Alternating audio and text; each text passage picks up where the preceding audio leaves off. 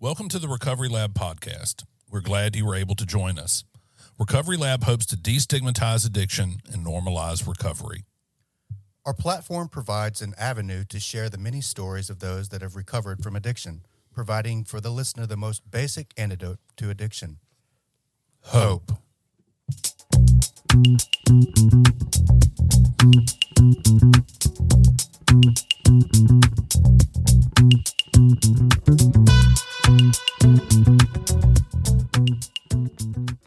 All right, everybody, we're back. This is the Recovery Lab podcast series. I'm Drew Hassan. I'm Daniel Anderson. We are the Recovery Lab. We're here for episode 82. How about that? That's pretty impressive. That is really. pretty impressive. Yeah. That's good. That's awesome. That's good. So you will notice that we have, or maybe you don't, we have no guests today. This is just going to be an opportunity for everyone to benefit from Daniel's and my sage advice. A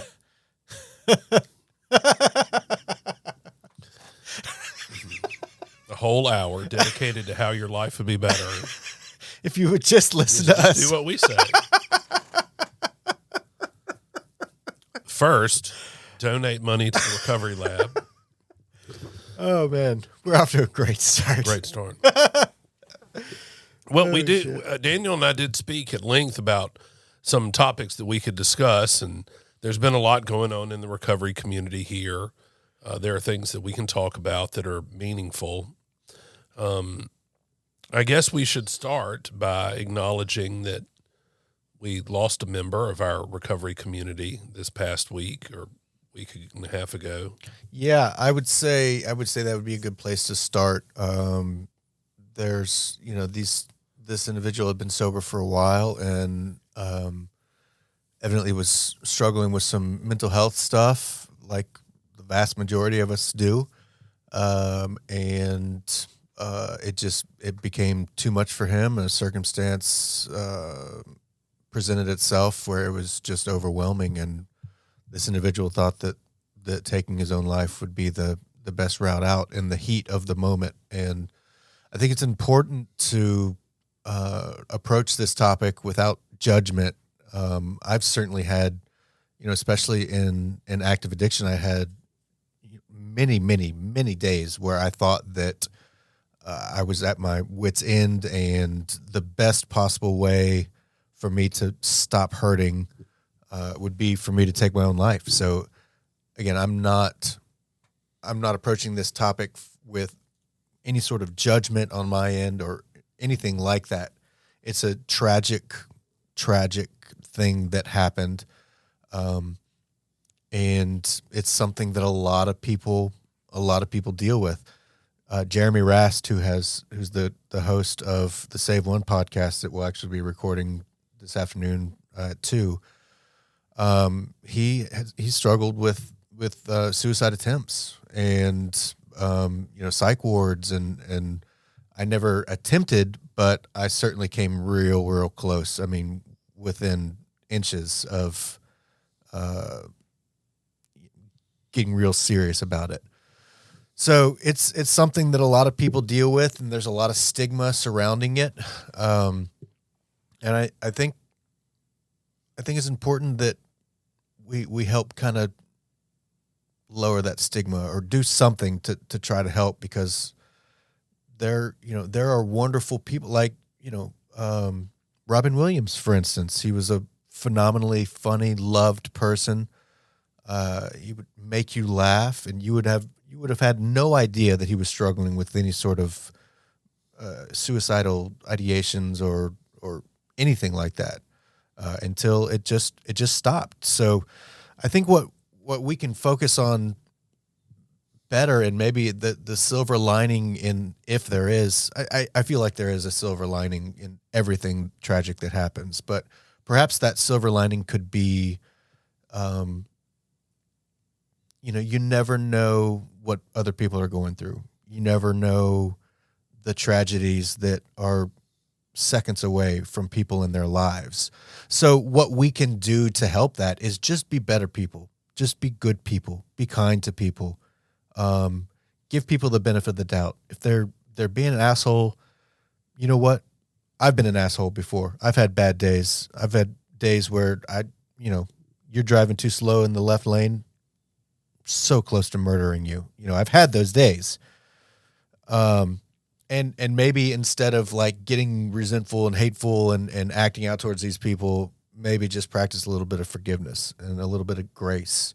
Because you never know where people are. You never know what can put them over the edge. Not that we should tiptoe through life, out of fear that something that we say is, going to put somebody over the edge. No, that's not fair for anyone involved. But I think it would be wise to, when we are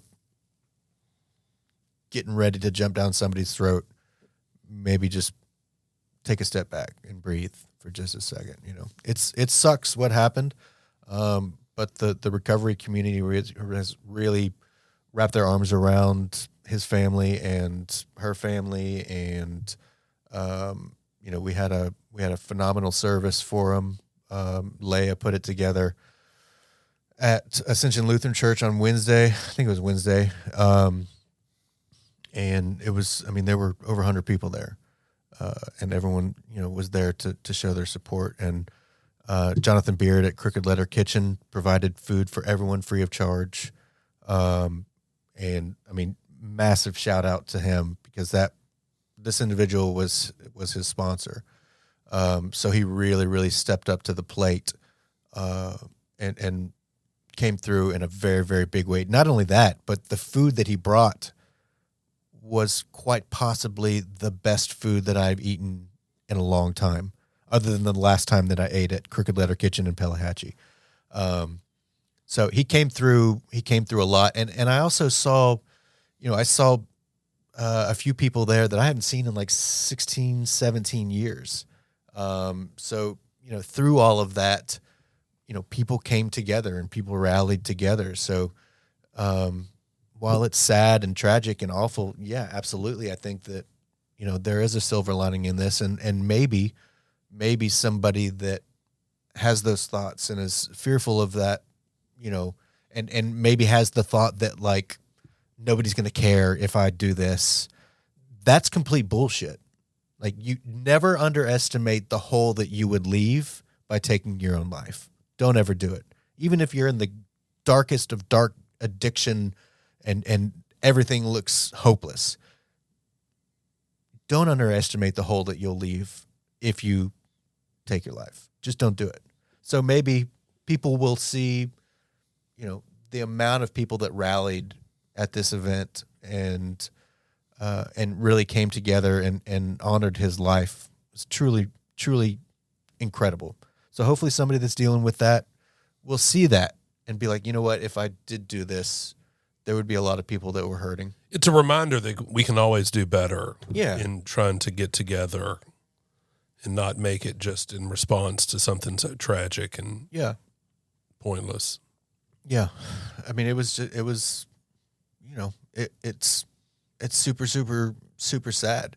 And I think that, this kind of leads into, what we could talk about regarding mental health. Did you ever, in active addiction or in sobriety, did you ever have any sort of suicidal thoughts or ideations, anything like that?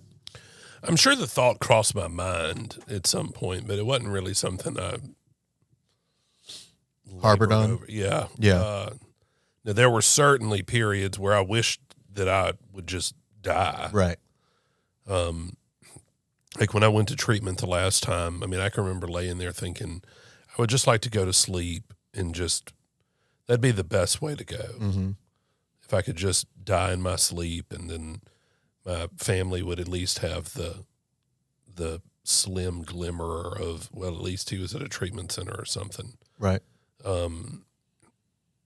So no, I don't know if that's because I'm more selfish or what. I don't know. I didn't think that I didn't go there. Well, I certainly did. My parents were very concerned and worried and put me in a psych ward when I was 18, 19, before I came to treatment. And it's dark. It's dark, man. It's a Bleak. very, very, very, very, very bleak. And like, honestly, I went on a lot of mission trips when I was younger, and something that I always heard, and it didn't come up all the time, but the question would come up from time to time, and at church camp or something like, well, what happens if you commit suicide? And the only thing that I ever heard was, oh, straight to hell. Straight. Don't pass go. Don't collect 200. You're going straight to hell. So, I mean, that was a, motivating factor. Yeah. I mean, do I believe that or not? I have no idea. I have no proof of anything. I have faith that, what's in the Bible is true, and God's teachings are true. And, that these people, these pastors were approaching the topic from, with knowledge of the topic. So I trusted that, but I don't know. But just the thought of, well, if this selfish act leads me to eternity in a burning, I don't like getting sunburned. So I know for a fact that I'm not going to like burning eternally in hell.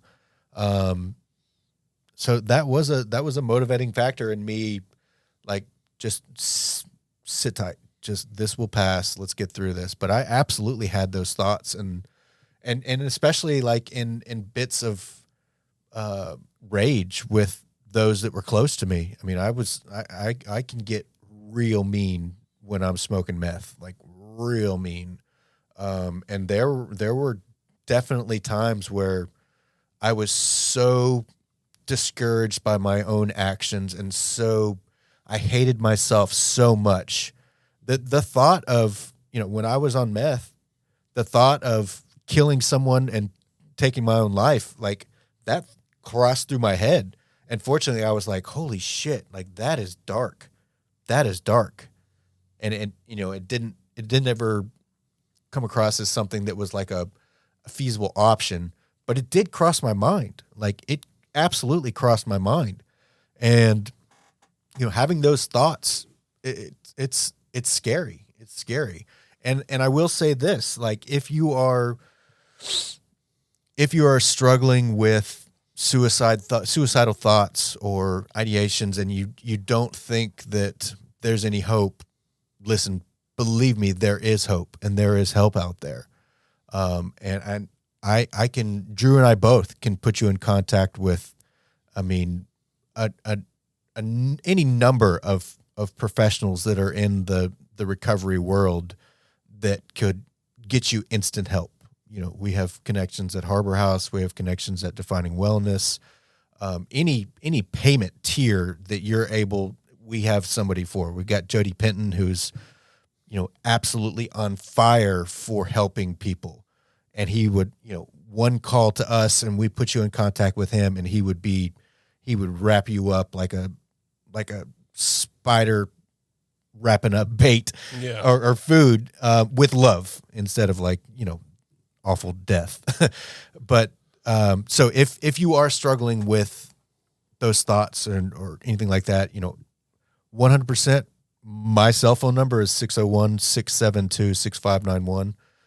Do not hesitate to reach out, call or text anytime. If you're struggling, give me a call. We can put you in contact with someone, day or night. We're not gonna hesitate with that. So go ahead. Nobody should struggle from feeling like there's a lack of options. Absolutely. There's definitely a way out. Absolutely. And there are people that will listen.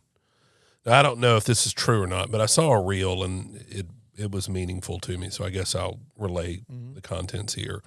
And this guy, and he's talking about connecting with a friend who was in a bad place, and later on he's talking to the friend, and the friend was like, "Yeah, I was in a bad place, and he said, "Why didn't you reach out to me?" And the friend says, "Well, I did." And he's like, "But I can't look at this until there wasn't anything in your message to me that would have made me think that you were suffering." And he ended his little spiel by saying that, he and the friend had come up with a shorthand for, hey, look, do you have 8 minutes? Because the friend had read something somewhere where it only takes, talking to a friend of yours for 8 minutes to get out of the rotten headspace that might lead to doing something stupid like committing suicide. And so now they're kind of shorthand for, hey, I need help is, hey, do you have 8 minutes?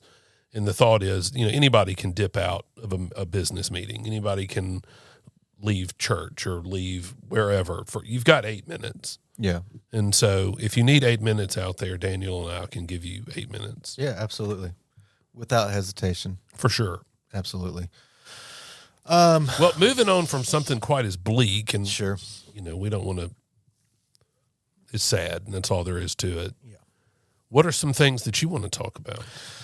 I'll let you open this door. Yeah. So, and I hate to say this because I don't particularly like when people throw this out there.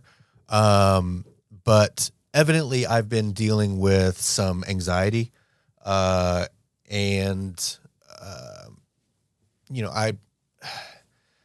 my first thought on people saying that they struggle with anxiety is, suck it up, buttercup, Rub some dirt on it. Rub some dirt on it. Get out there, help someone else, and raw dog your life through these thoughts and emotions. Like, your emotions are bullshit, and like, you're not suffering with anxiety. You're just lazy, you motherfucker. Like, those are the thoughts that like naturally come into my head. So for it to be brought to my attention that, hey, you know what, I might be struggling with some of those issues. I don't feel anxious necessarily because I've always been like this.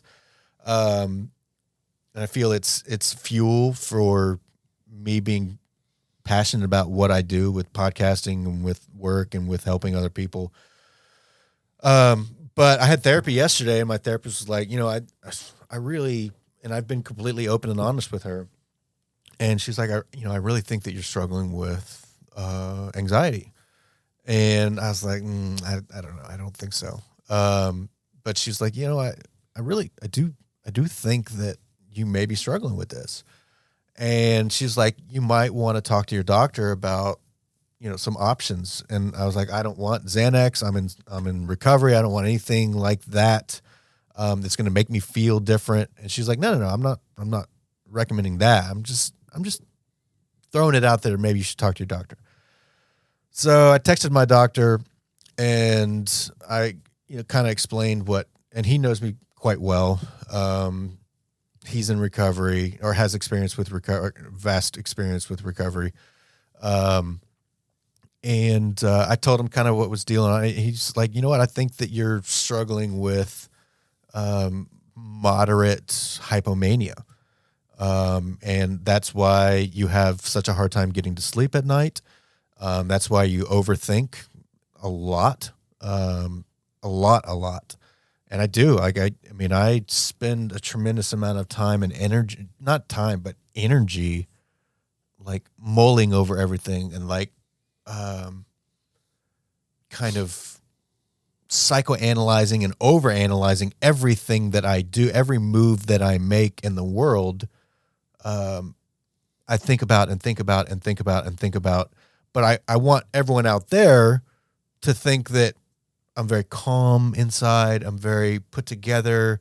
I don't overthink anything. I'm very confident. I'm a very confident person. I'm very confident in my feelings and how I deal with people. That's what I want people to see. But on the inside, I'm sitting here literally overthinking everything.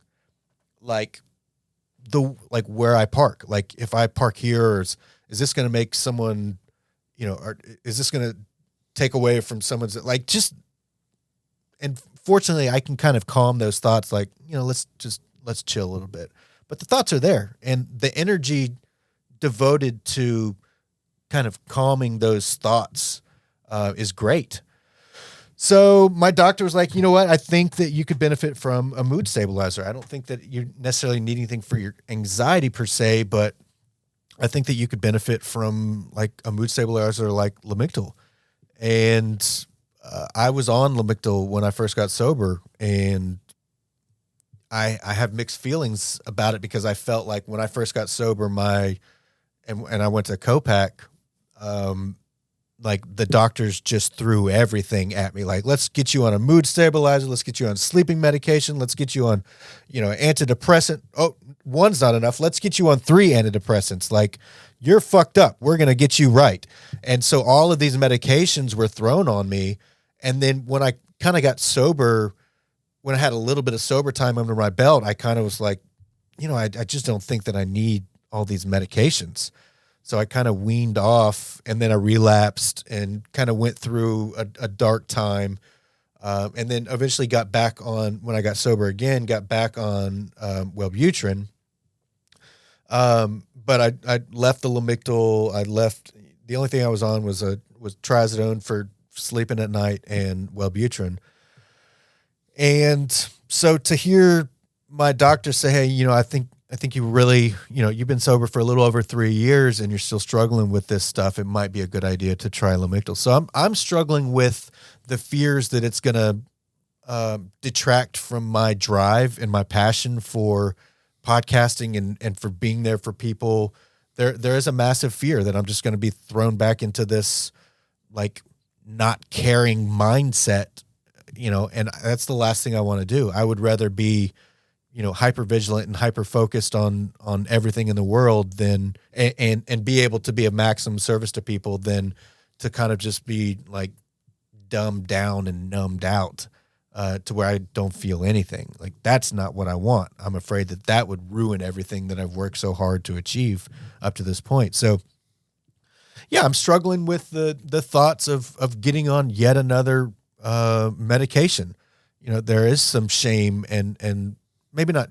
Yeah, there's a little bit of shame that, I need another like, really? I need another medication? Like, isn't that crazy? Like, why you would think that? Because if you developed high blood pressure, you wouldn't feel that way when your doctor said, hey, got to get this blood pressure down.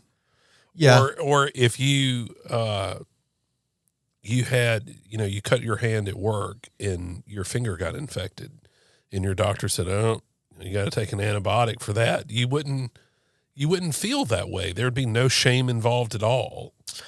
Yeah. And especially like with like cancer drugs, like if your doctor, if you have cancer and your doctor's like, hey, we need to get you on some chemotherapy immediately, there would be no shame around that. It's like, okay, this is a medicine that's going to help get me through this. Hopefully. Like, I wonder what it is in your thought process or your belief system that the knee-jerk reaction is, this is something to be ashamed of. Well, I'll tell you where this is coming from, like within this last week, is I generally don't have, like, if you need a mood stabilizer, go for it. Like, I have no problems with other people being on, but I want to be that big, strong guy that doesn't need it. That doesn't need it. Yes, I see. And I had a customer. So it isn't the medication itself, it's the need for it that is the source of. Yes, because I kind of see that as a moral failure. And perhaps a weakness. A weakness. And I had a customer, this was Tuesday or Thursday. She's a nurse practitioner. She's been a nurse for over 35 years. And she and I got to talking, and she was like, oh my God, I don't know how the topic came up, but I can't believe that people actually take psychotropic medications these days. How do you need an antidepressant? Like, why would you need a mood stabilizer? And I was sitting there like, fuck you talking about? Like, people need that shit. So I kind of just like stayed quiet, and didn't really engage with her on that. And I think she kind of got the hint, but just having that in the back of my head that like, there is a stigma. There's absolutely a stigma against taking medications like mood stabilizer or antidepressants. There are people out there, and I experienced one this week that think very poorly of people that are on, psych meds. So that's kind of playing a little part in my, struggle with this decision as well. Like part of my, personality is I want to be liked by everyone. I want to be loved by everyone. But at the same time, if you don't like me, go fuck yourself. So there's like this balance of, yeah, I'd really like you to love me, but if you don't, it doesn't particularly bother me. The whole issue of medication, and there's going to be a certain portion of the population that disagrees with taking any medication. Right. You're going to have people that think you need to, you should go chew on some moss or something. Some seaweed picks you right up. And then there are people who can't get enough of anything. Right. Who cares what that lady said? I mean, really.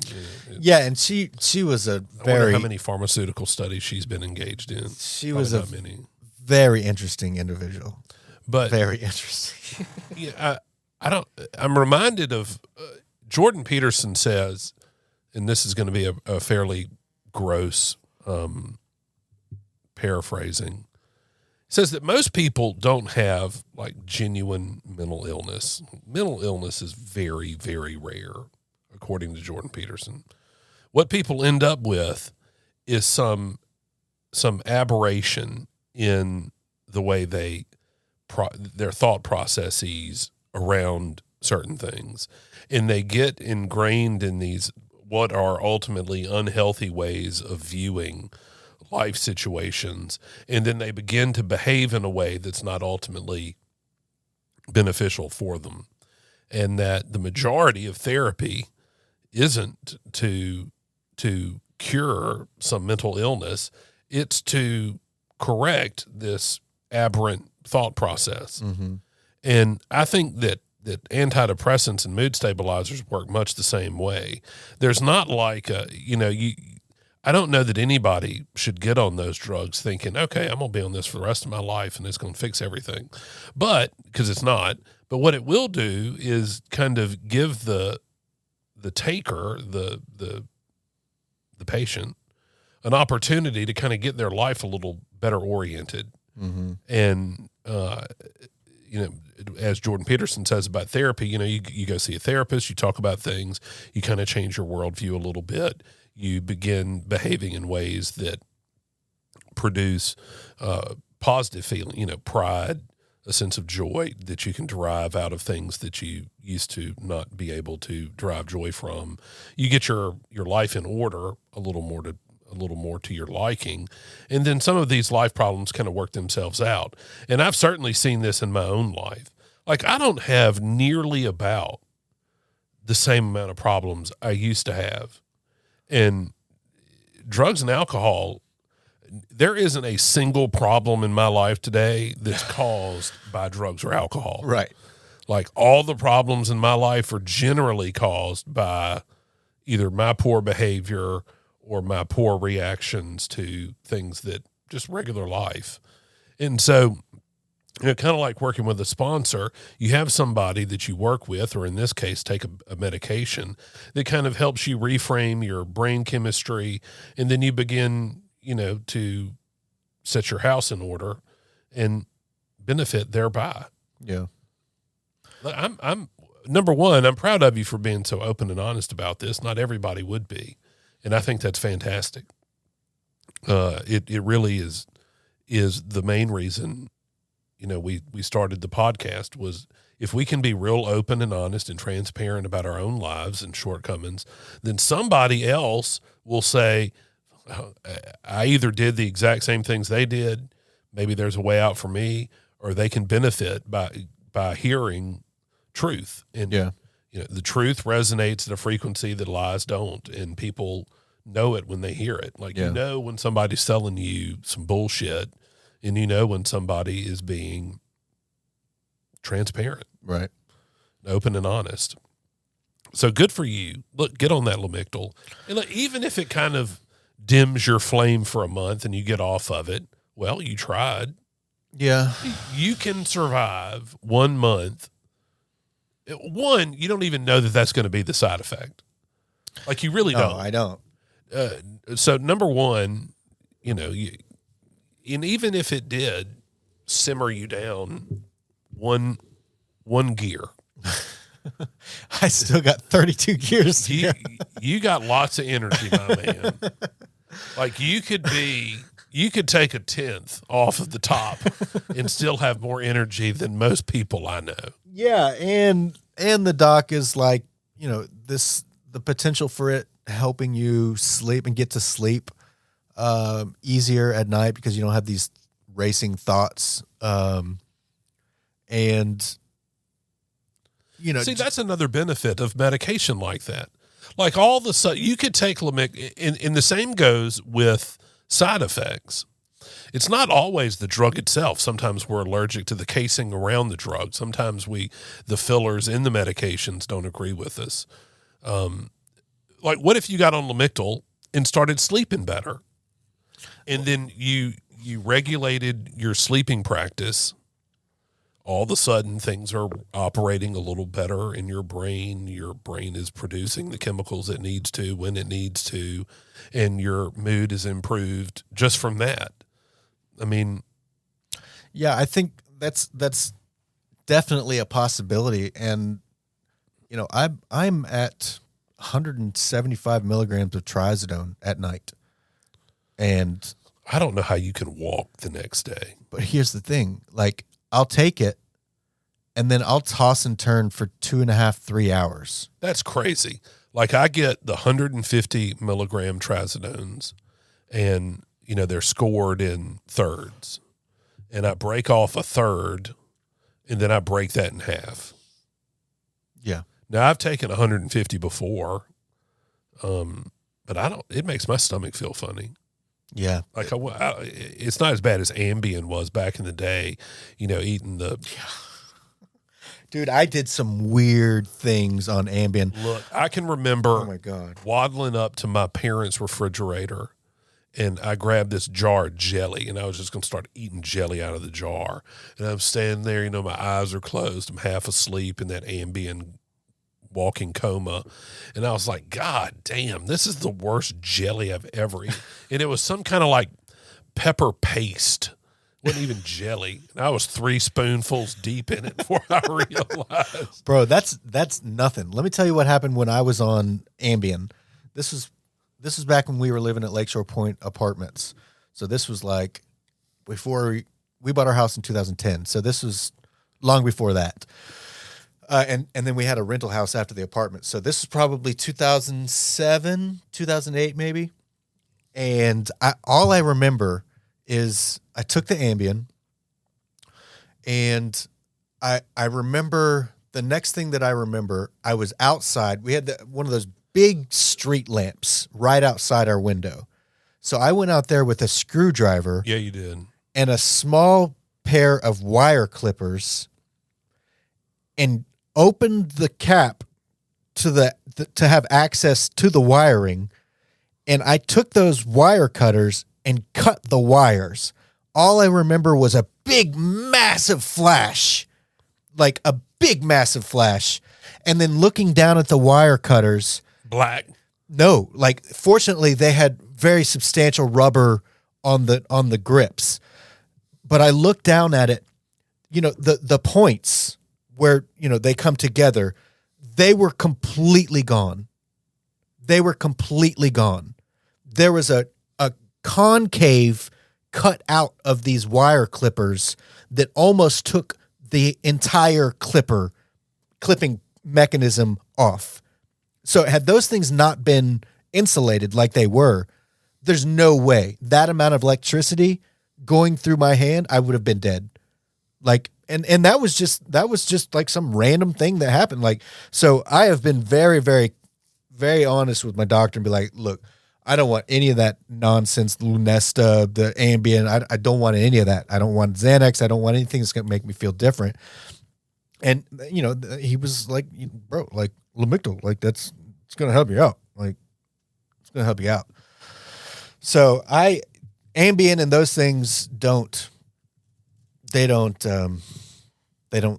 not a good fit for me. Mm-hmm. And I can't even imagine some of the horrible, crazy things that have happened with people that are on Ambien.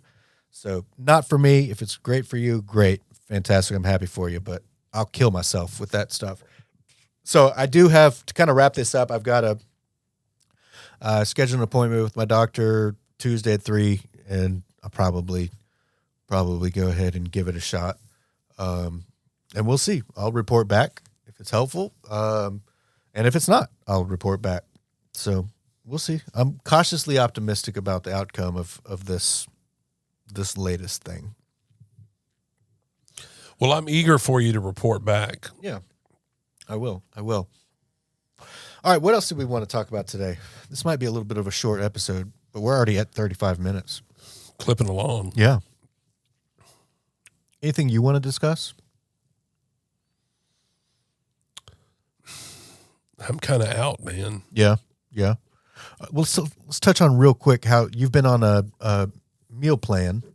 John Mark, Been on the meal plan. Yeah, report how that's helping. How it's helping and how it's. So I'll what's say going this. on with that real quick. Okay. So I started working out with a trainer, and I was like, "Look, I'm gonna do this meal plan with you, and this 8-week plan."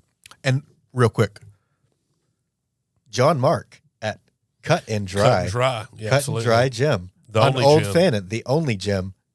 All right, go ahead. So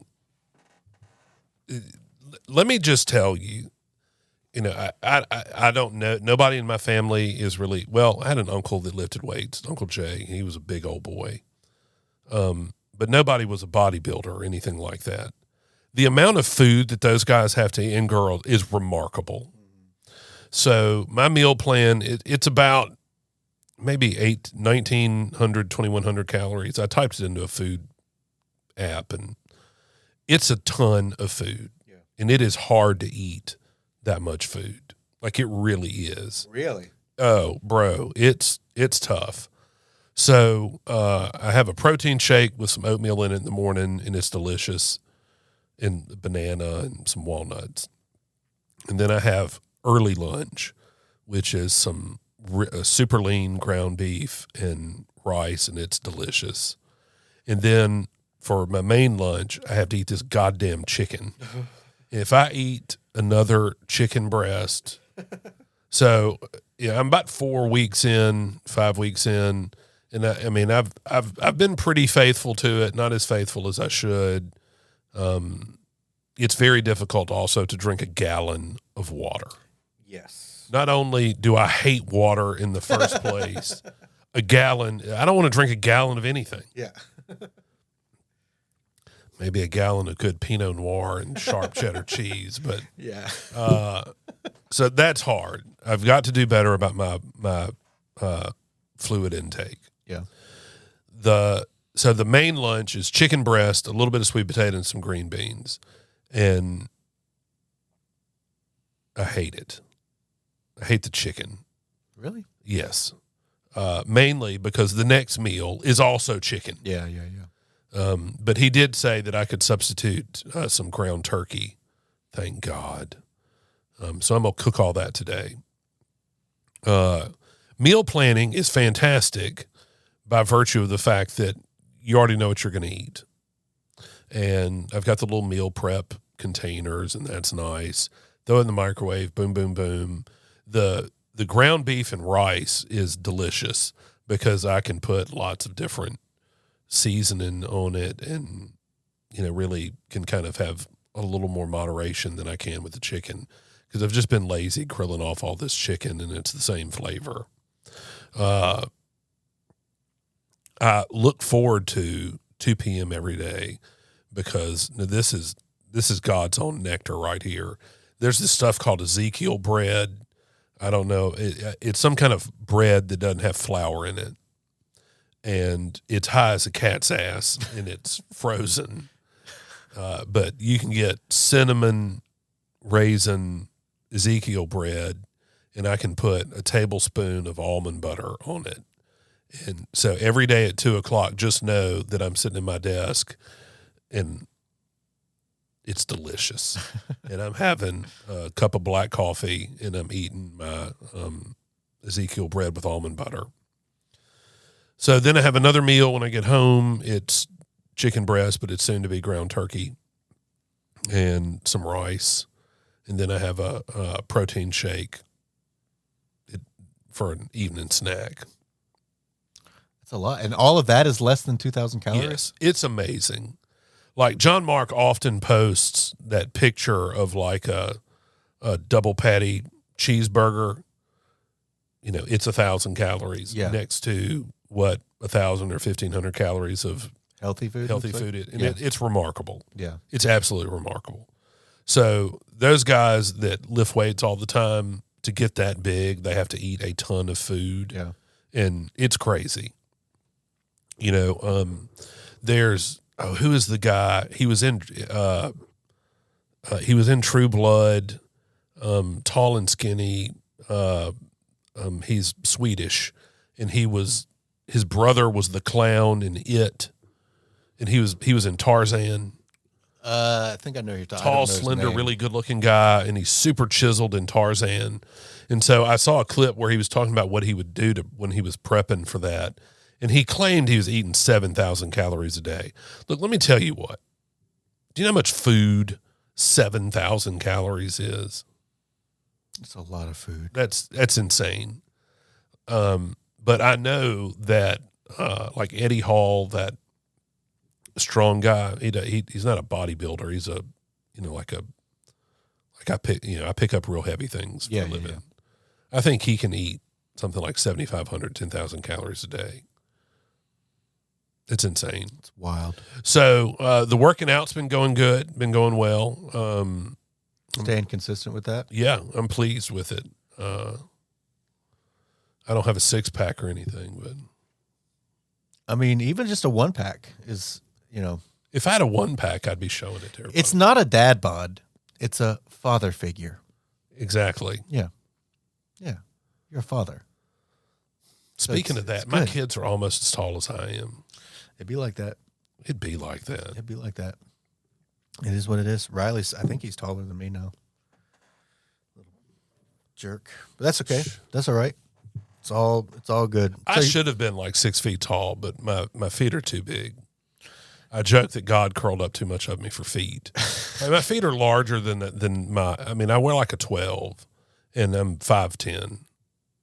Like I could have used an inch. I could have been an inch taller. My license says I'm 5'11", but it's not true.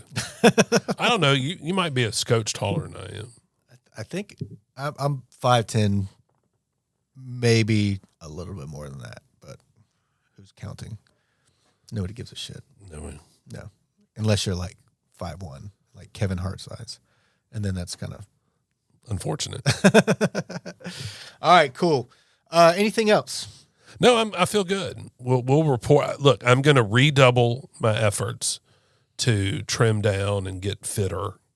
So we will track this, my renewing my health practice and you beginning your Lamictal journey, and we will report back for y'all's benefit how that goes. Absolutely. All right, guys. Thank you so much for tuning in. We're out in the books. 82. Wow. Yeah, 82, and 7,622,000 people are watching right now. Mm-hmm. Thank you to each and every one of you. This is the Recovery Lab, and we will see you next week.